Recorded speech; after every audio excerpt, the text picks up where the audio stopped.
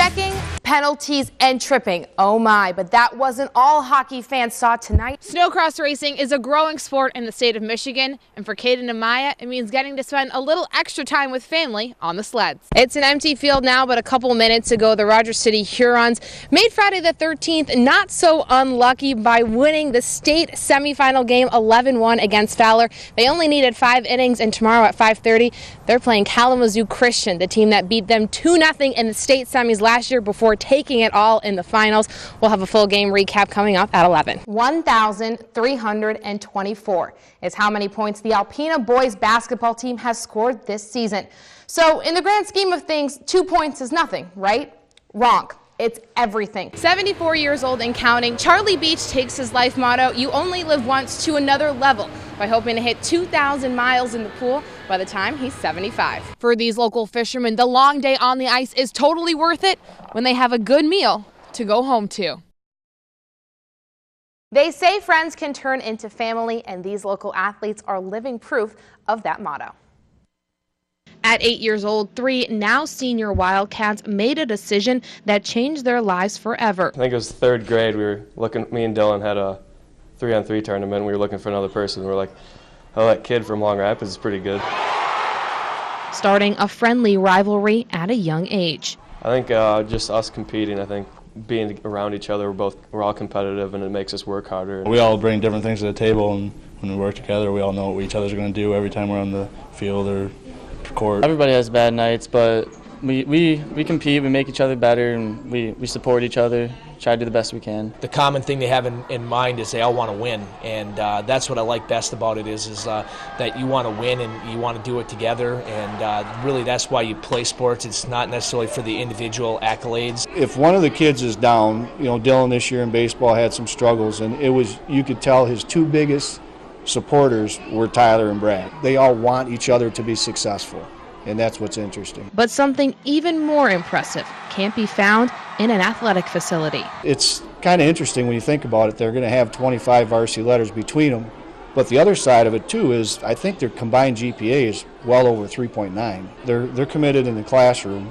obviously, or they wouldn't have the grades they have.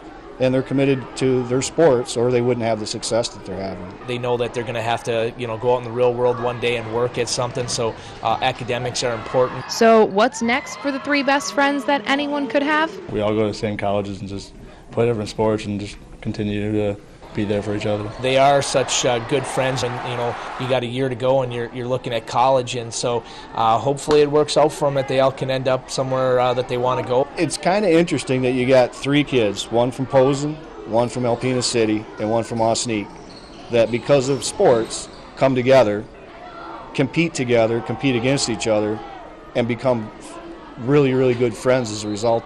That will hopefully never, ever, ever leave each other.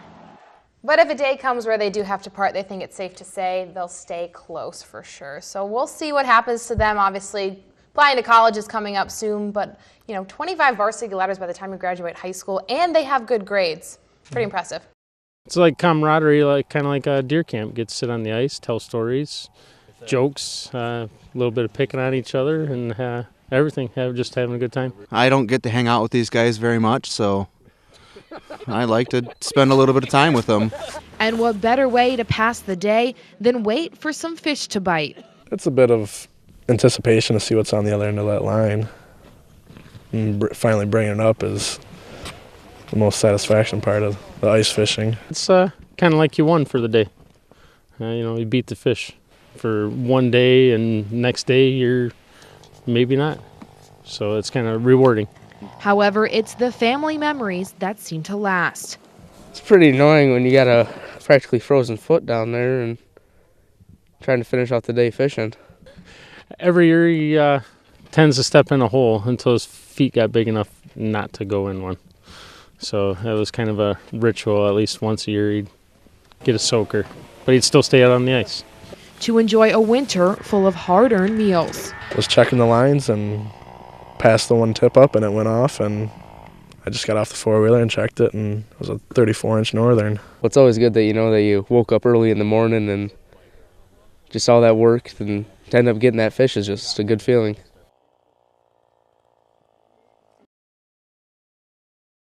On the shores of 23, Oscoda and Tawas high schools are hosting a basketball summer shootout that has a handful of local teams preparing early for the season ahead. At the start of the afternoon contest, the home team Owls host Augrey Sims. 8 minutes into the game, Sawyer Freelink gets the armed robbery, taking this ball down the court for a pair. Oscoda looks to cut its deficit when Brandon Bisonet jumps into a bucket that makes it 15-9. 90 seconds later, the Wolverines continue to claw down the Owls. Trent Jancy twists into two. Kyle Schwartz gets a fancy basket at the end of the half before Deshaun Thomas passes to Ricky Sewell to make it a 12-point game. Second half action starts with Jacob Pike from downtown, but the Owls were unable to take the lead, falling 48-35 to the Wolverines in the afternoon contest.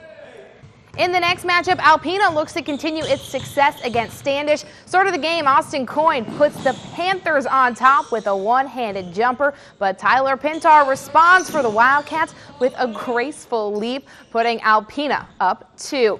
A minute later, the boys in green extend their lead from outside the arc. Brad Steema shows some range. Picking up the scraps halfway through the first is Caleb Myers. Alpena up 17-11. Standish's Nate Moore goes down low for the lefty. Then Myers finds Dylan Hose in the paint to seal the deal for the Cats that continue their success with a 10-point win.